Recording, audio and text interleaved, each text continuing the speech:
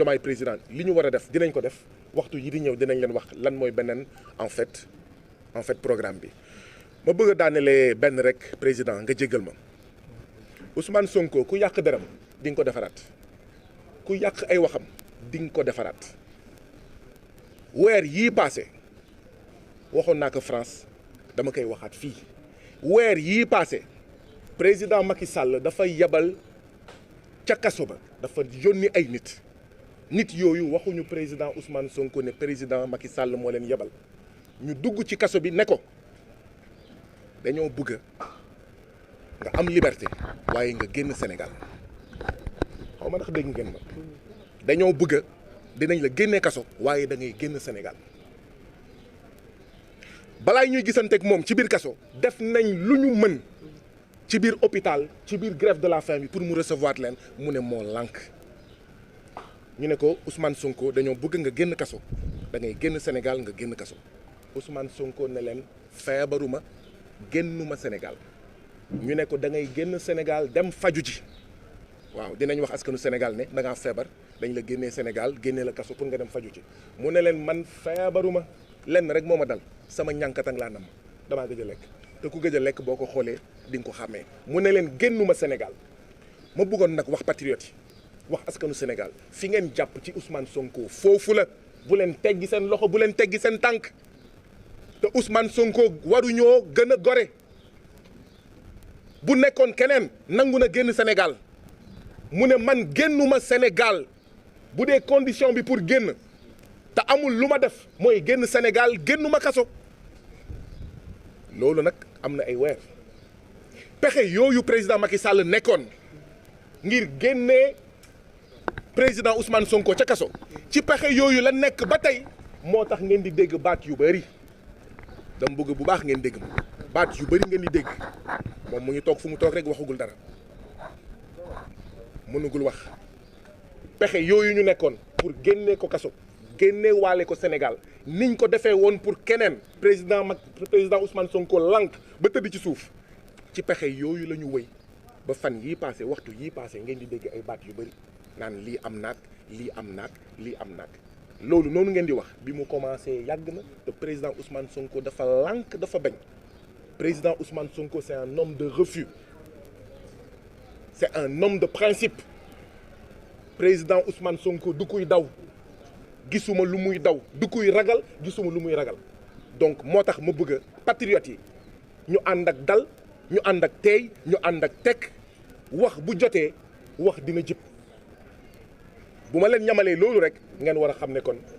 bu kenn jaxle bu kenn caalit bu kenn faale waxu kenn bu kenn faale xawma post Facebook kenn bu kenn faale li nit yi di wax rajo ak télé di jéem a yàq deru Ousmane Sonko léegi nag askan wi dafa mobiliser wu ne maa lànk maa bañ du ñu def coup d'état du ñu randal élection loolu moo tiital président Macky Sall ba bugg fi indi diversion ba naan xawma ay amnistie ay dialogue ay leneen c'est de la diversion ñun li nga xam ne ci la ñu war a focus mooy élection day am 25 février président Macky Sall 2 février 2 mars 2 avril jeexal na ci bopp réew mi bu génnewee Ousmane Sonko moo ko war bu génnewulee Ousmane Sonko génne ko moo ko war bu libérer les 1000 et quelques détenus politiques moo ko war bu leen génneewul moo ko war ndaxte da leen jàpp ñoom ñëpp ci loo xam ne du dëgg du yoon ñun nañu focus élection présidentielle 25 février nañu focus ci 2 avril mooy bés bu mujj ci président Macky Sall 3 avril nag du ko fi fekk bu ko fi fekkee ñu dem déloger ko palais moo ko waxoon bu ko fi fekkee ñu taxawal gouvernement d'union nationale de transition lii mooy ordre du jour la désobéissance civile continue la résistance continue contre le coup d'État du putschiste Macky Sall qui nous a annoncé, qui nous a menacé qu'il préparait un coup d'État militaire. Et je le redis, des gens sont allés voir le président Ousmane Sonko il y a plusieurs semaines de cela pour lui dire, président Ousmane Sonko, nous voulons vous sortir de prison et vous allez sortir en même temps par la même occasion du Sénégal et on dira à tout le peuple sénégalais que vous êtes malade. Le président Ousmane Sonko a refusé. Le président Ousmane Sonko a dit niet. Un général d'une armée qui s'appelle peuple sénégalais ne s'enfuit pas quand son peuple souffre, quand son peuple se bat. Moi, Ousmane Sonko, général des patriotes, je ne m'enfuis pas. Duma daw, duma en arrière, duma génn réew mi, duma gàddaay fii laay toog ak sama askan bi président Macky Sall di noot. Feebaruma, daluma. Je ne suis pas malade pour prétendre face au peuple sénégalais que je suis sorti du Sénégal pour aller me soigner. Je ne mange pas de ce pain, je ne baigne pas dans ces combines. Et je voudrais attirer l'attention de tous les patriotes. Ce sont ces stratagèmes-là, ces combines-là, que le président Macky Sall est en train de poursuivre. C'est pour ça que vous entendez tout le bruit qu'il y a aujourd'hui. En réalité, Macky Sall, l'APR et Benno Bokk Yakaar sont cernés de toutes parts par le peuple sénégalais et ils veulent se sortir de ce guêpier. Président Macky Sall et APR et Benno Bokk Yakaar sont des pyromanes qui voulaient allumer un feu contre les patriotes et ce feu est en train de les brûler et ils viennent demander aux patriotes de les aider à éteindre ce feu. Ma ne président Macky Sall dafa taal daay boo xam ne dafa waroon lakk Ousmane Sonko lakk patriotes yi lakk ñoom Moustapha Guirassy lakk ñoom Maïmouna Bousso lakk ñoom professeur Mary Teuw Niane lakk ñoom Aminata Touré ñoom Yacine Fall ak ñoom seen lakk mbooleem aji bëgg askan aji bëgg réew ñoom Marème Soda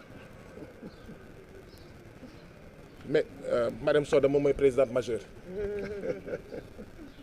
et donc daay boobu di ko lakk moom mais commencé ko lakk moom président Macky Sall moom APR même moom Benno Bokk Yaakaar léegi nag muy ñëw bëgg a ñëw ci Ousmane Sonko ci Pastef ci Diomaye président ak ci patriotes yi pour ñu fayal ko daay bi nga xam ne moom moo ko taal pour sànk ñu ñun ñëpp sànkaale askanu Sénégal lii mooy wax ji de te ñun Diomaye président Ousmane Sonko lii waa HLM wax moom la ñu wax. Élection le 25 février 2024 le 2 avril 2024 mooy jour bu mujj pour le président Macky Sall donc ce sont les mêmes combines que le président Macky Sall est en train de poursuivre. C'est pour ça que vous entendez plein de choses ces derniers jours. Mais nous restons focus. Nous disons aux patriotes, quand vous avez un leader qui s'appelle Ousmane Sonko et que le président Macky Sall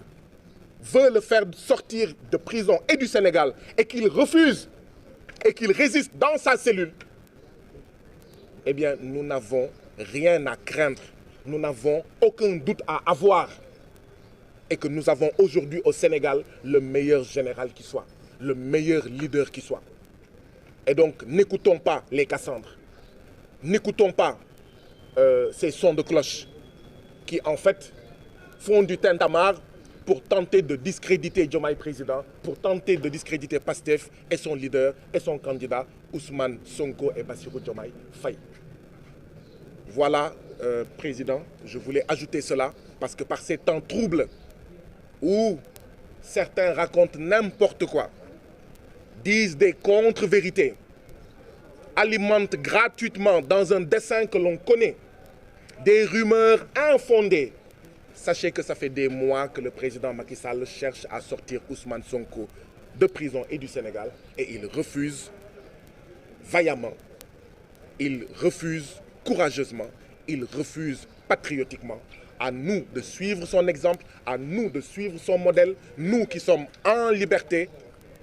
nous qui ne sommes pas en prison, jusqu'à la victoire, c'est-à-dire jusqu'au départ du président Macky Sall, jusqu'à l'élection présidentielle du 25 février 2024. Je vous remercie. Vous pouvez revenir en français par rapport à l'alerte des numéros des membres de la coalition Diomaye 24 qui ont été relevés. Oui, nous avions annoncé que la coalition Diomaye président allait poursuivre sa campagne électorale parce que tout simplement le recours déposé par les députés de Yewwi Askan Wi au niveau du Conseil constitutionnel suspendait les décisions du président Macky Sall, suspendait la loi anticonstitutionnelle votée par les députés Benno Bokk Yakaar et Wallu. Et comme nous sommes des légalistes, vu que ce recours est suspensif, ça veut dire que nous devons poursuivre la campagne électorale. Et donc nous avions annoncé qu'aujourd'hui, nous allions distribuer les spécimens de Diomaye Président au marché HLM. Ce que nous avons fait, et nous en profitons pour saluer, remercier et féliciter les populations des HLM, les Sénégalais qui étaient au marché HLM aujourd'hui parce qu'ils nous ont accueillis chaleureusement. Vous en êtes témoins. Cela montre tout simplement que la seule coalition qui existe aujourd'hui est la plus forte, la plus demandée, la plus attendue, la plus réclamée dans ce pays-là est la coalition du président Ousmane Sonko. Je veux nommer la coalition Diomaye Président. Vous avez entendu les Sénégalais que nous avons croisés aujourd'hui. En cœur, ils disent tous, élection day am. Par la force, élection day am. Élection par force, ken du randal élection. Autrement dit, il y aura des élections par la force. Quoi qu'il advienne, il y aura des élections. Autrement dit, nous n'acceptons